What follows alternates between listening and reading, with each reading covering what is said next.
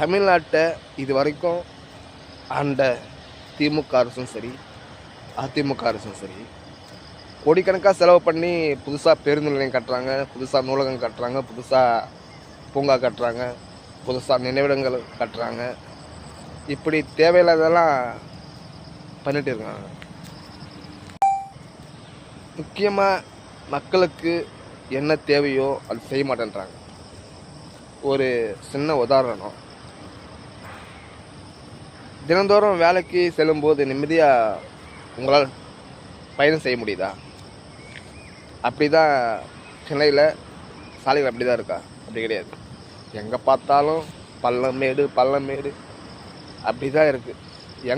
எங்கே விழுவணும்னு சொல்ல முடிய மாட்டேங்குது. அப்படி தான் சாலைகள் இருக்குது. ஒழுங்காக தமிழகத்தில் சாலைகளை சீர்படுத்தாத நீங்கள் எப்படி தமிழகத்தை மட்டும் சீர்படுத்த போகிறீங்க? தெரியல.